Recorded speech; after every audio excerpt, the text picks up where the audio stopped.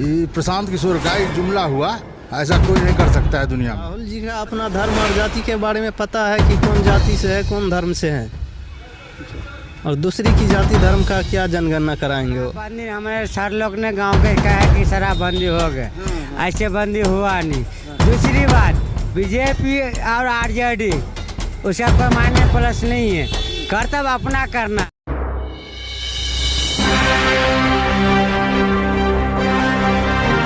नमस्कार, बिहार मिथिला न्यूज में आपका स्वागत है। मैं हूं मनोज। हमारे साथ कोयटी विधानसभा में कई लोग हैं। देखिए, ये तमाम लोग हैं जिनके चेहरे पर कभी खुशी कभी गम। कई मुद्दे ऐसे भी। शराबबंदी लागू है, नीतीश जी के शराब मिल रहा है।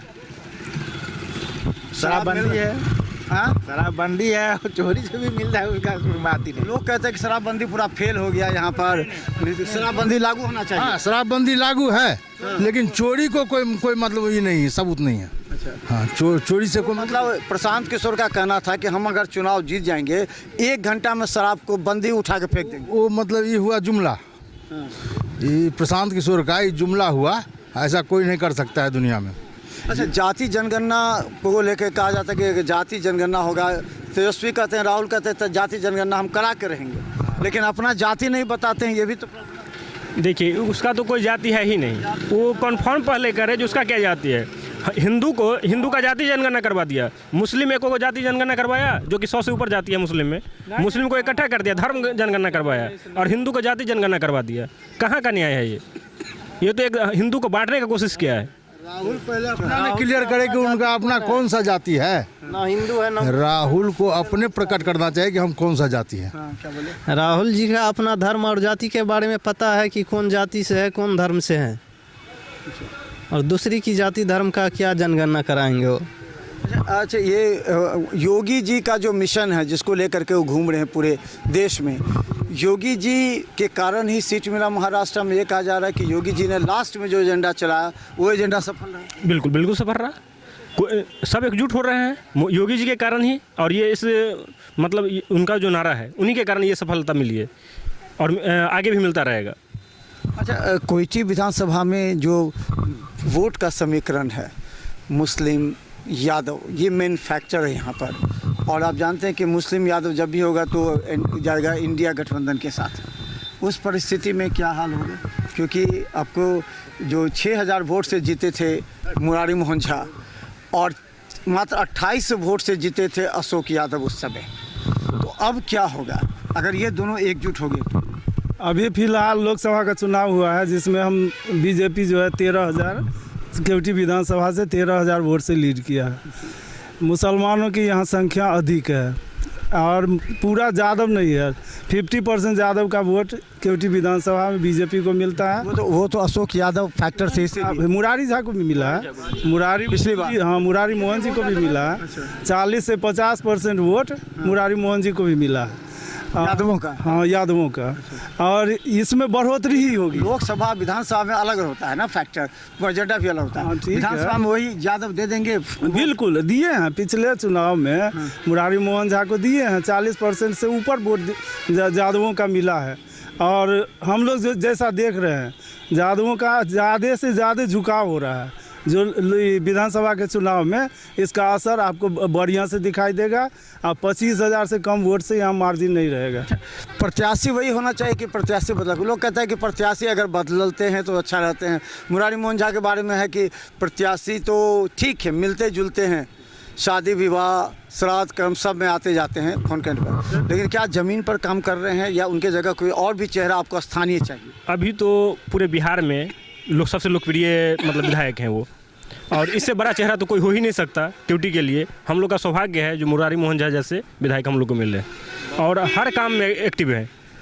या आपको मतलब कहीं भी बुलाते हैं, आते हैं, या कोई काम है आपको तुरंत काम एक फ़ोन से होता है आपका। कभी भी कोई काम आपका पेंडिंग नहीं रहेगा। बहुत नेता है जो बोलता है हाँ ठीक है जाओ हो जाएगा, लेकिन वो एट ए टाइम करवाते हैं। आपका कोई भी प्रॉब्लम हो सॉल्व तुरंत होता है, आके करवाते हैं या फ़ोन करके करवाते हैं। तो इससे बड़ा क्या हो सकता है? मौनी बाबा का भी चर्चा है। मौनी बाबा भी कहते हैं कि हम भी टिकट ले सकते हैं बीजेपी से। देखिए, मौनी बाबा के बारे में तो हमको नहीं पता टिकट लेंगे। आपको तो मालूम। भाजपा का कल्चर मैं कहना चाहता हूँ।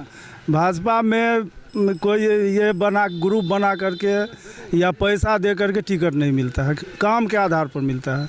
और कहीं भी दो फैक्टर होता है भाजपा में जिसको टिकट मिलता है, संगठन से उसका क्या संबंध है और जनता से उसका क्या संबंध है, यही दो फैक्टर होता है।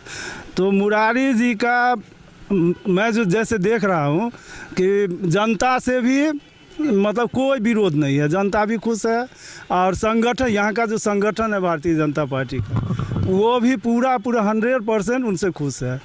तो हमें नहीं लगता है कि मुरारी जी के सिवा किसी और को भारतीय जनता पार्टी से टिकट मिलेगा।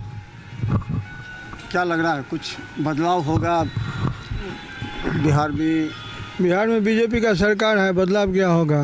वही रहेगा जी। तो महाराष्ट्र से क्या सीख ली जनता अगर सीख लेगी तो महाराष्ट्र से यही सीख मिला जो हम लोग सनातन धर्म का रक्षा करें, सब आदमी मिलजुल के रहें। बस यही सीख मिलेगा जो योगी जी का है वही। जी जी। तो हम बता दें, देखिए बहुत से लोग इधर भी हैं। शराबबंदी हमारे सर लोग ने गांव के कहा है कि शराबबंदी हो गए, ऐसे बंदी हुआ नहीं। दूसरी बात, बीजेपी और आरजेडी उसका कोई मायने प्लस नहीं है, कर्तव्य अपना करना है। दूसरी बात रह गया, अगर छोटा किया तो अगर थोड़ा सा किया तो बड़ा के लिए बहुत तकलीफ, अब बड़ा इतना किया तो छोटा के लिए कोई तकलीफ नहीं है, समझ गए? तो यहाँ दारू कौन बंद करवाए? नीतीश नहीं ना। यहाँ बड़े आदमी के लिए चालू हुआ था नीतीश का, 17 को भट्टिए था पूरा बिहार में ना, 17 को भट्टी में 9 को तोड़वाया था, 8 को छुपा के रख लेता नीतीश कुमार। मैं उसके लिए दिक्कत नहीं है, मैं रह गया लास्ट में कहने को उसने तोड़वाया। मगर गली गली जो दारू अब बड़े कहते कि हमें बीजेपी में आरजेडी में ही मार करो वो करो वो करो, वैसा नहीं होता।